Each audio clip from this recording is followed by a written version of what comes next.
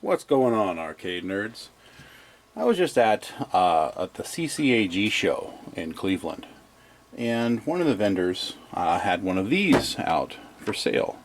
And I said, how much? And he wanted more than I wanted to pay. And he says, it doesn't work, but I really like to get it fixed instead of selling it. And so I says, you know, I can fix these things. I'm actually pretty good at fixing Vectrex stuff.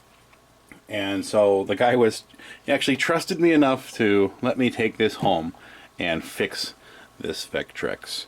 Now, let me explain the symptoms he gave me, okay? He said what happened, it used to work. What happened was the screen was fine, but it would get really bright, then get really dim, and then get really bright, and then get really dim. And then at one point, the picture kind of moved off to the side, and a wisp of smoke come out of the back, and it no longer worked ever since. So, I guess let's do this on camera. Let's diagnose whatever's wrong with this Vectrex, and so on. You know, right now I'm just gonna plug this sucker in, and let's just see what it does now. Who knows?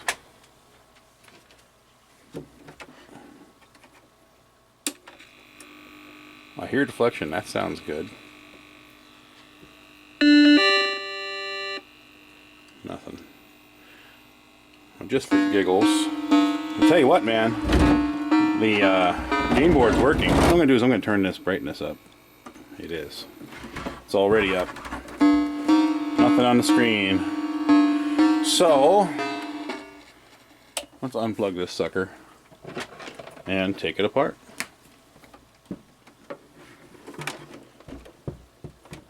Now there is a screw hole here, here, here, on the other side, and a screw right here.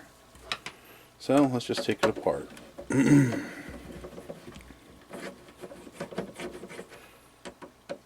Now, I will say this.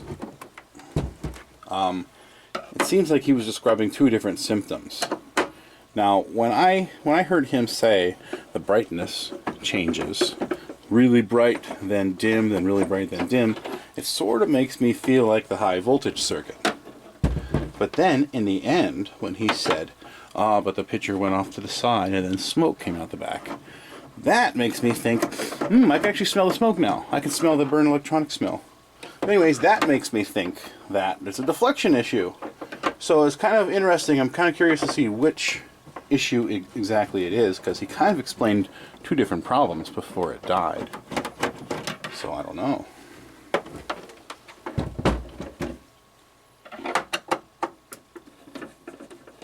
Yeah, the guy I was talking to, he's never seen the YouTube channel or anything, so hopefully I will show him this video. Okay, let me get this out.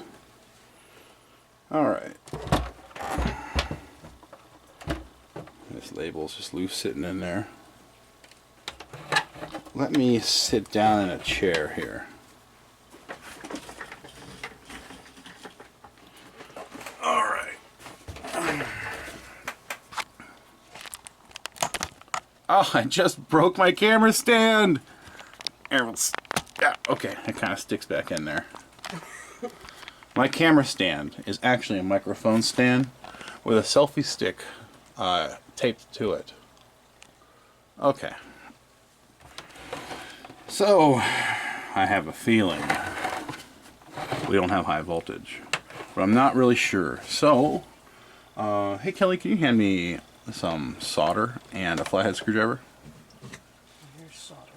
Okay. I have some solder here. I'm going to put it around the dag, or the dag clip, like that.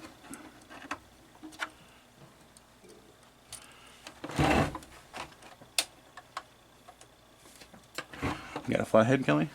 I have that, but I'd like a better flathead than that. Here, I got a flathead here. Okay, so I'm going to get this flathead. I'm going to wrap this solder around the flathead. Okay. And Kelly, what I want you to do is I want you to plug it into Vectrex. It should turn on. Go ahead and plug it in.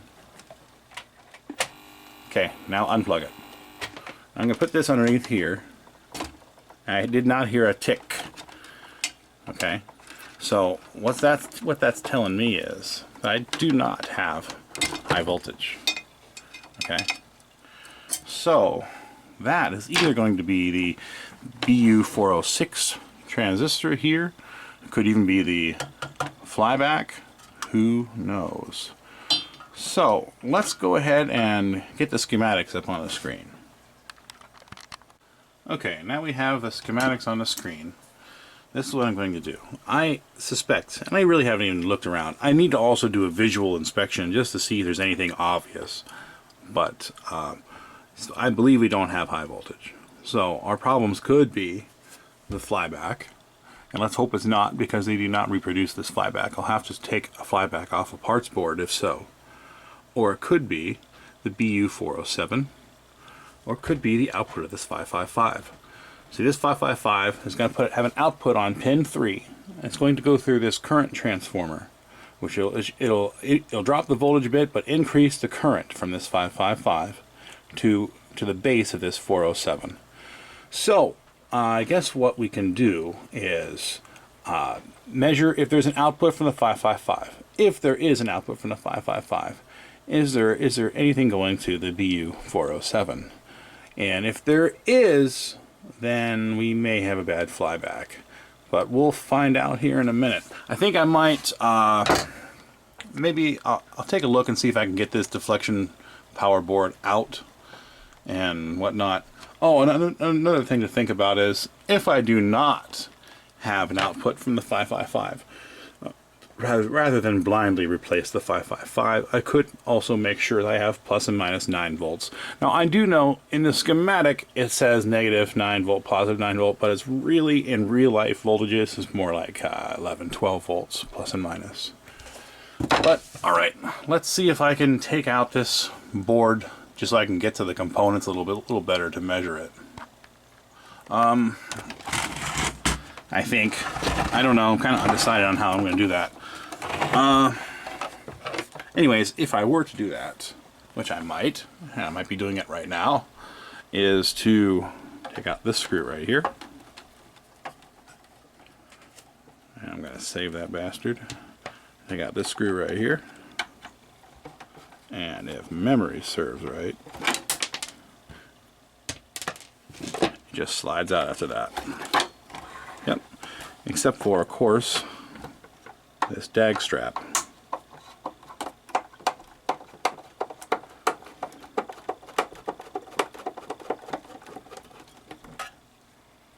Okay. And that'll work good enough for now.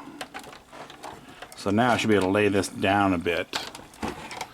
And you know what? I'm going to unplug the flyback, or the yoke.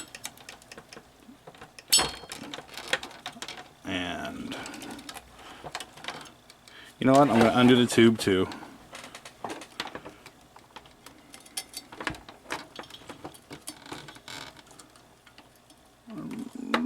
Come on now.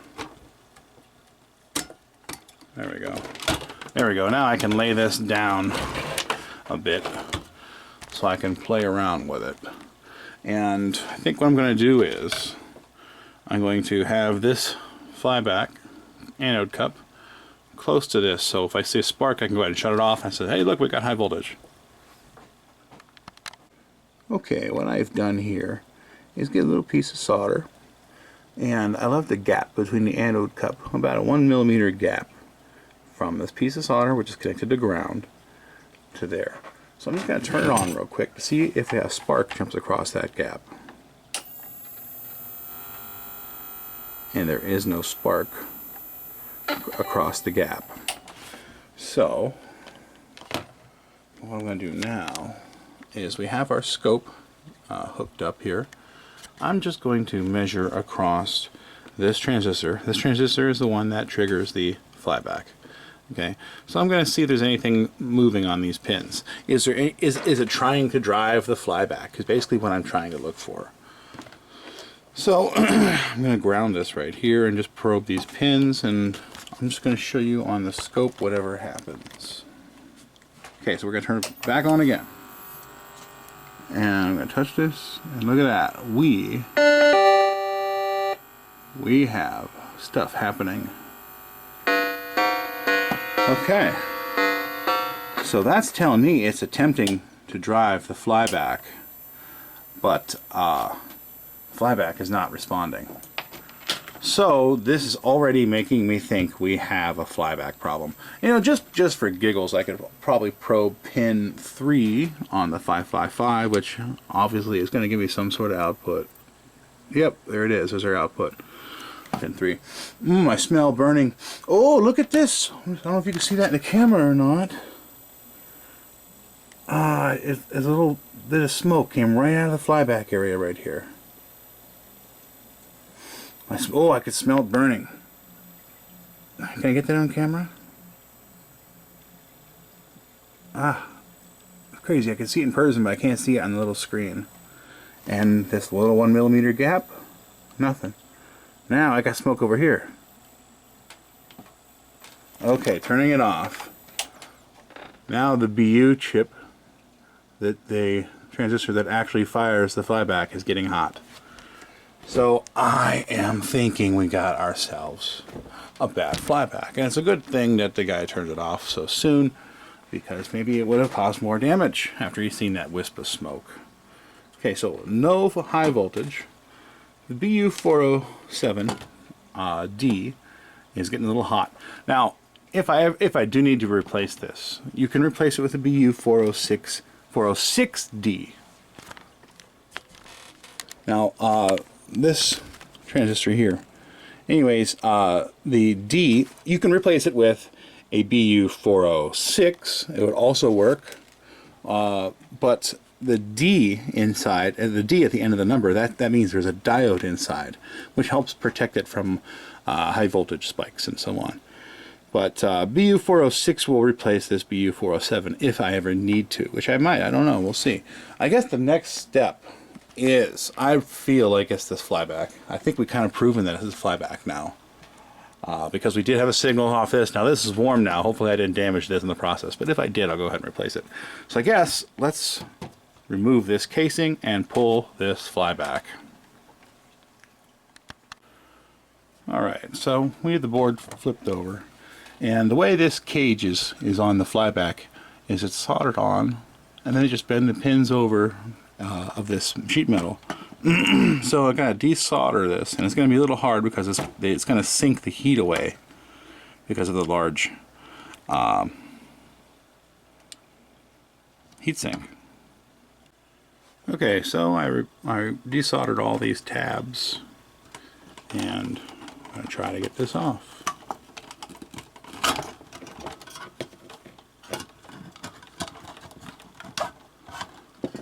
Okay.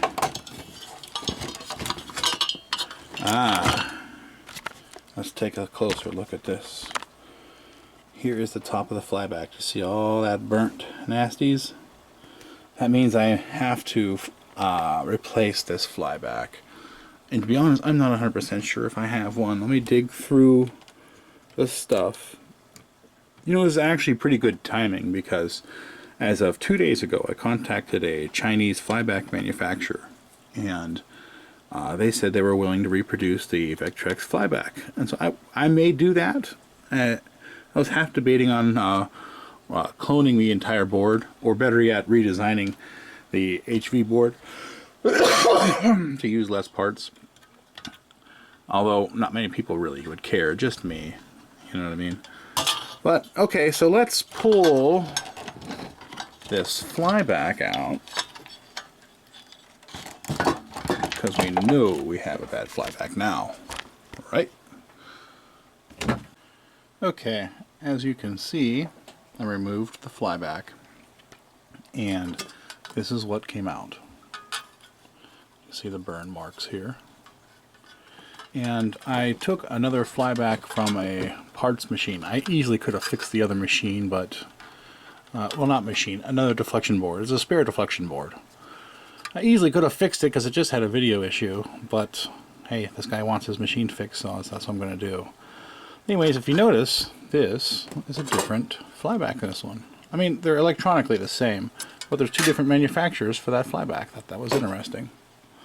Anyways, so let's put this sucker. Also, the cage is nice and shiny on the new on the other one.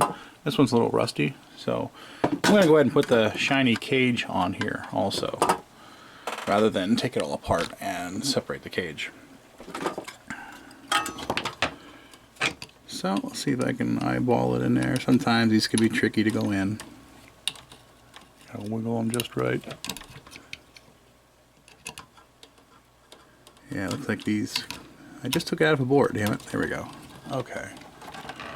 So I'm gonna hold that there and get some solder.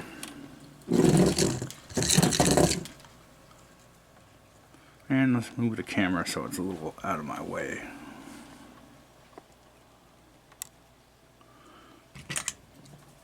Ah, the cords, the camera is right in my way.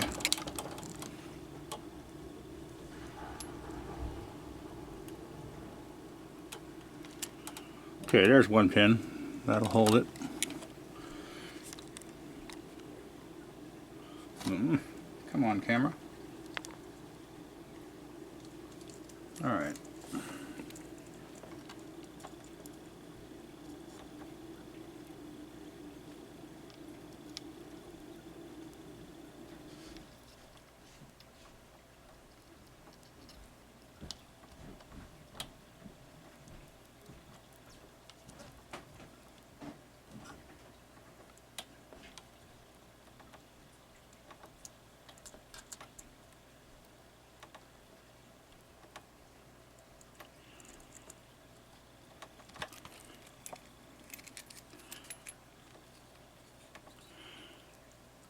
I don't know how all these guys do it on YouTube and whatnot, but man, the camera is always right in my face. Right now, it may not look like it on camera here, but the camera is about 5 inches from the PCB, and I have that big arm in my way.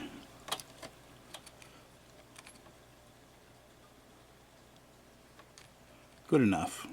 Okay, so let's throw that cage on. See all these bent tabs? Let's see if we can line that up. Okay, so the tabs are in. Just gonna bend these over a little bit.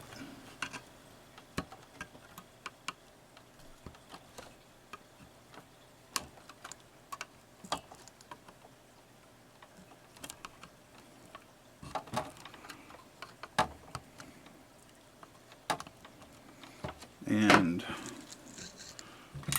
then I'm just going to solder them on.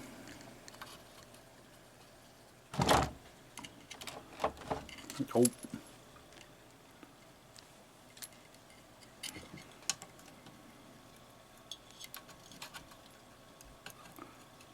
Doesn't have to be super fancy. It just needs to hold that sheet metal in place.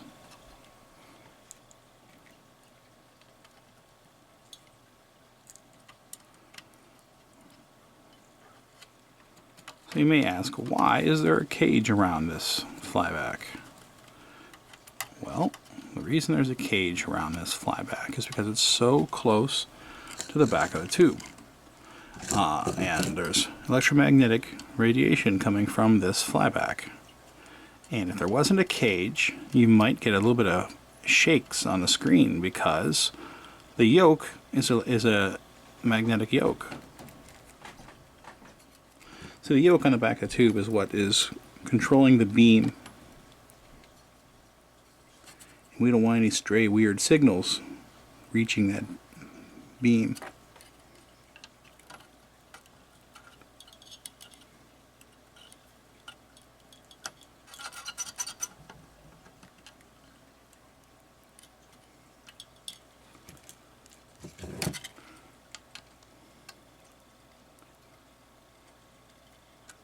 Okay, that'll work. Let's set this up so we can hopefully see some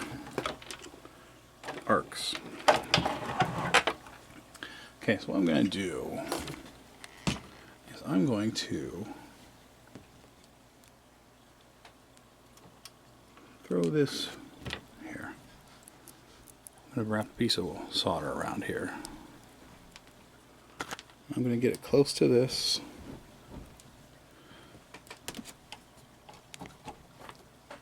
And let's see if we can get a spark when we turn it on. I'm going to hold that there. Ah, come on.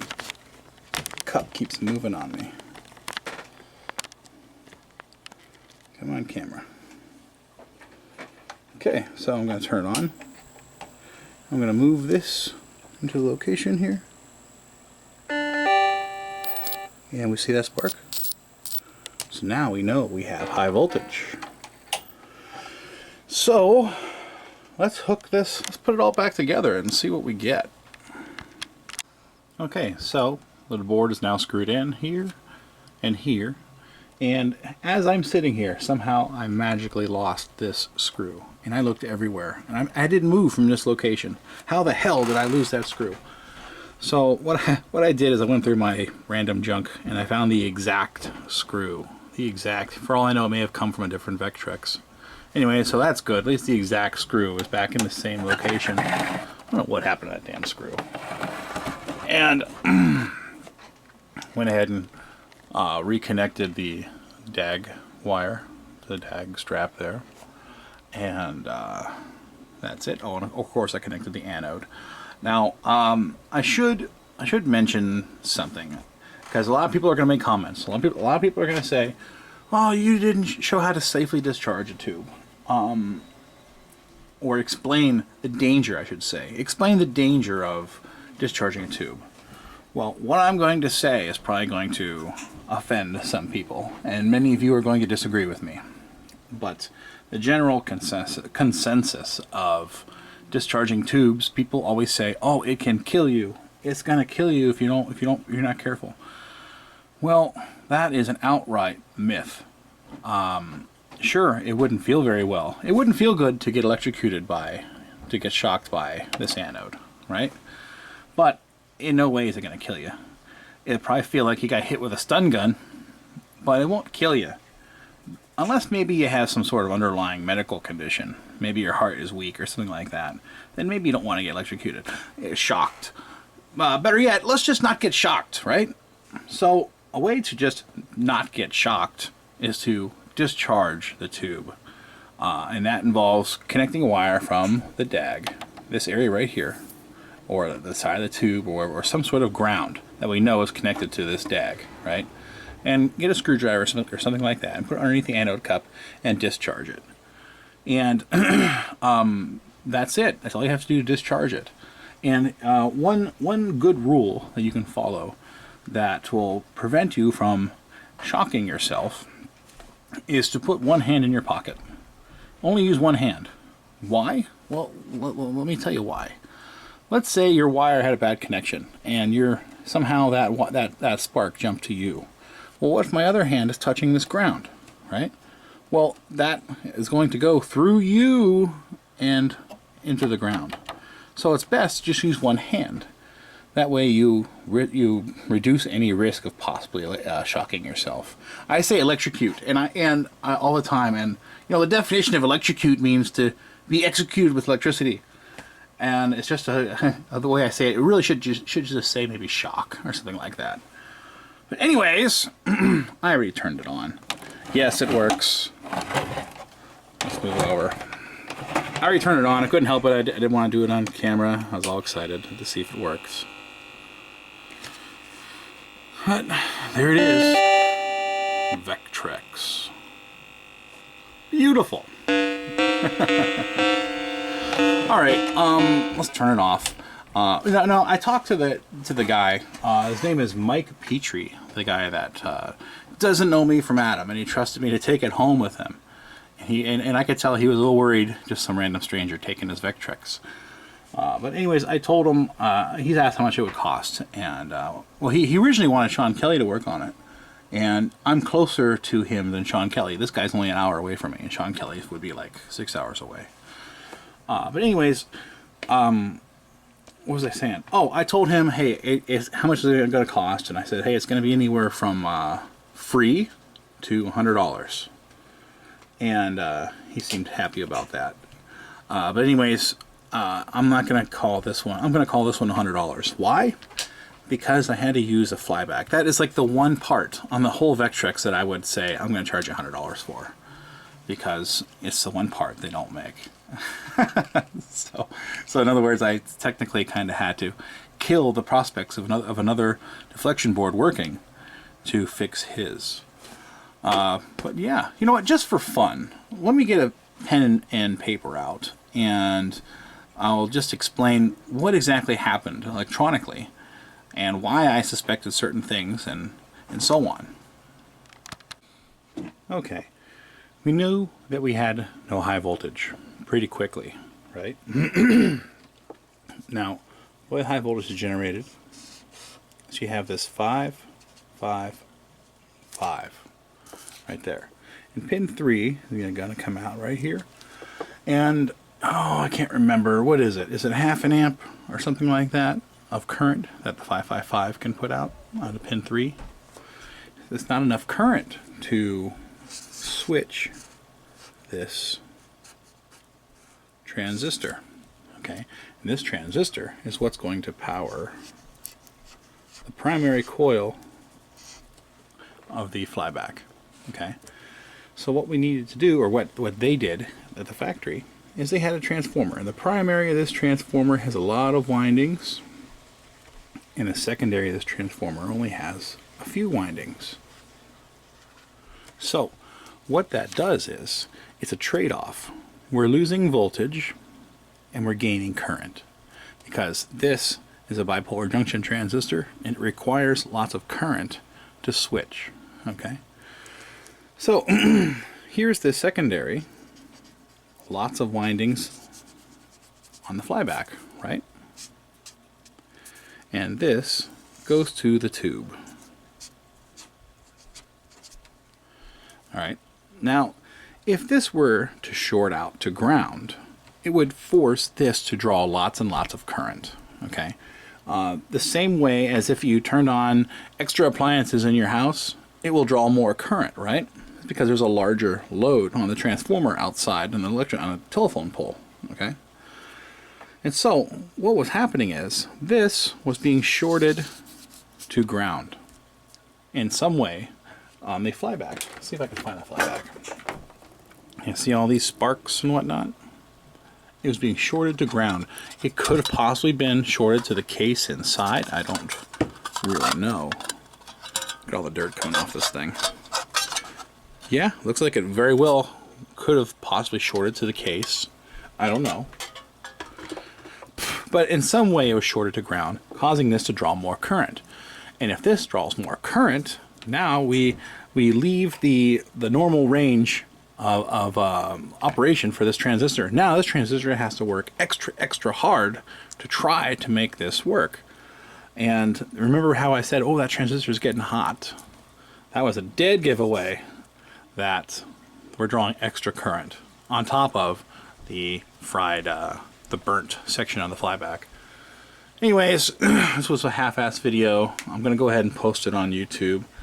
I don't really put too much thought in my videos. I know a lot of people contact me and they thank me for doing videos and stuff, but to be honest, every one of my videos is totally off the cuff and not very well planned, and I'm not the best person. I'm not the best speaker. I'm not very good at explaining things, in my opinion. But anyways, thank you for watching. If you got this far, you watched my video, and I appreciate it. If you could, please subscribe. Anyways, have a good one, guys.